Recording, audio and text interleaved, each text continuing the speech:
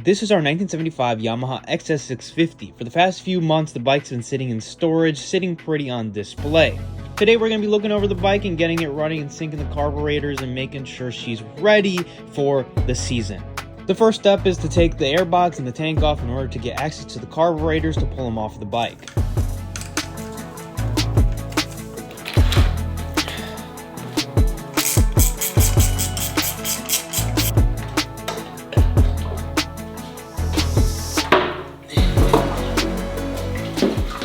Now with easier access to the carburetor, the one thing we definitely need to replace is these air filters. I know these are quite expensive, so I'm not excited for that bill. Coming over to the actual motorcycle itself, I'm not seeing any easy adjustments. It might be easier to pull the entire airbox off. There's a bolt here at the bottom and a bolt here at the top, and all of this comes off. If we come and look, there doesn't seem to be any idle screw or tuning screw. In some XS models, as I was reading on the forums, there's a bridge like right here. You take a screwdriver and you can adjust them and sync them up. Right now the two cylinders are very unsynchronized. I know when my dad had put the carburetors back together, he tuned the air-fuel ratio properly.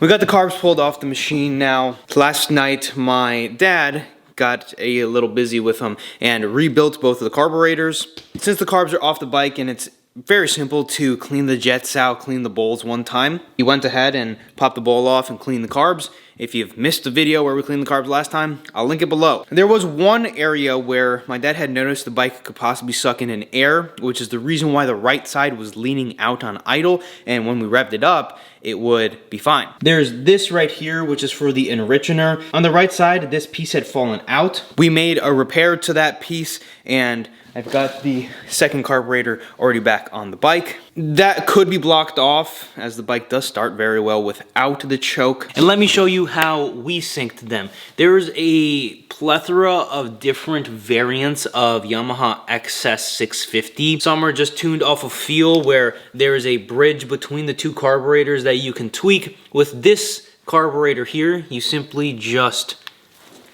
come to this side and you can adjust the idle, and that adjusts this flap in the front. There's a few different ways that this can be done.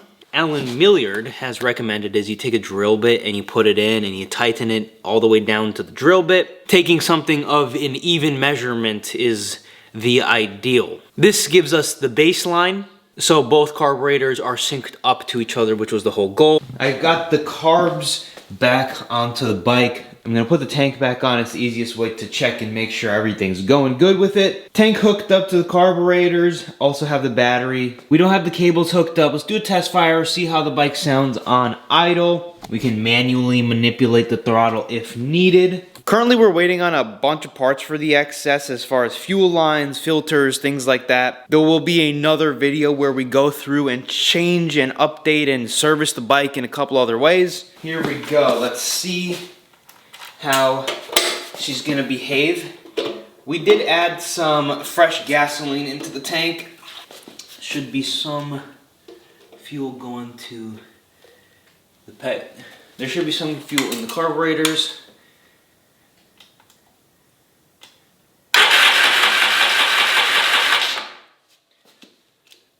Turn the choke on.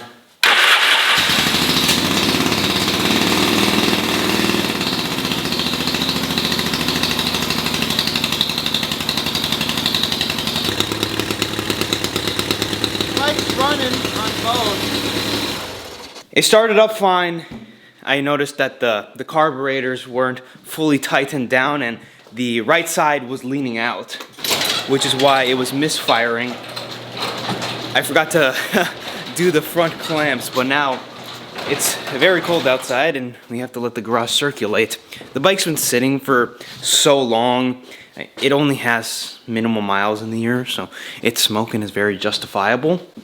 It is 19 degrees heat wave today here in Wisconsin because it was negative 19 last week. Let the garage circulate one time.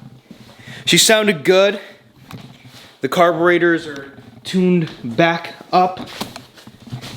And turn the fuel off. When everything's gonna get put back together, it should run very, very nicely. It was taking an error, but when I punched that carburetor back in, and when it first started right up, you could hear that both carburetors were running very well in sync with each other, and then it started misfiring as it backed off and started sucking air in from the front. The Xs platform is truly slept on.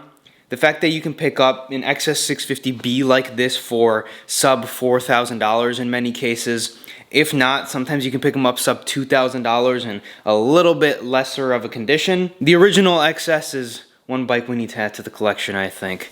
The drum brake, the green or the yellow, absolutely phenomenal. As I mentioned, there's a few things that are in the mail for the next video. We were trying to get them in for this video, however, there is a huge problem with shipping in this area. It's been cold and lots of excuses, plus there's been a lot of snow in the states that are south of here. If you're not subscribed, subscribe to the channel so you don't miss the next update on the XS or any of the other machines. Since we're here, it's been a while since we've done a walk around, so why not talk about some of the bikes that are in the shop. The Ariel. The parts have finally arrived after like 4 months. I believe the order was put in somewhere mid-October, which is crazy to think about. The parts got lost in shipping and ended up back in England, even though they were an hour away from me.